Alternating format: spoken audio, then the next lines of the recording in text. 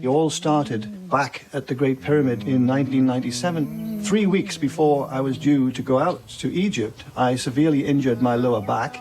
I thought I would have to cancel the whole mission, but somehow I managed to get into the pyramid. Other people carried the equipment. I set up the experiment, then I stretched PVC membrane across the open top of the sarcophagus. Then I sprinkled sand on the membrane, and when we switched on the sound, this is just pure tones, electronically created tones.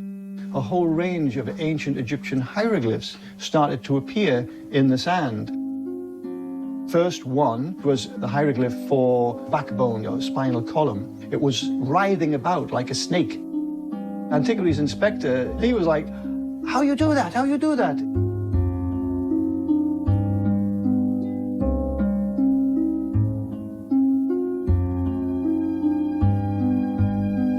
We saw lots and lots of different hieroglyphs coming out on this membrane. But what was so extraordinary was, within 20 minutes of making sound, all the pain in my back left me, and I never did come back.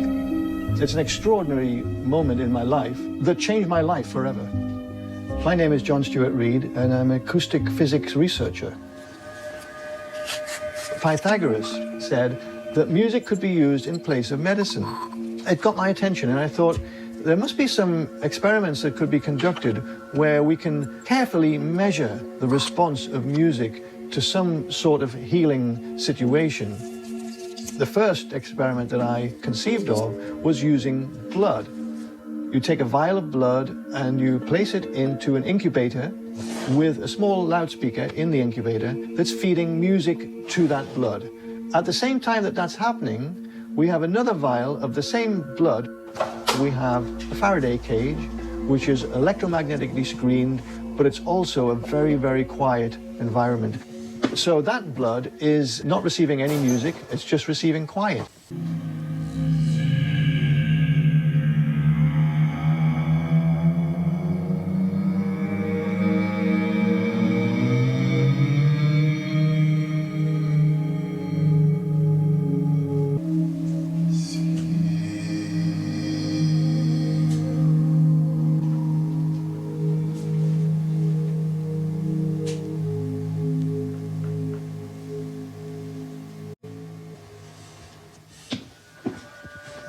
We go through a protocol that first dilutes the blood by a certain ratio with a buffer solution, and then we extract a small amount of that mixed blood. When we put that blood into the cell counter, it will tell us how many cells are actually live and what the term is viable. The cells in the Faraday cage have not fared very well at all. Mostly dead. I think we should probably repeat that, though, and see if we get the same result. Still the same with that sample.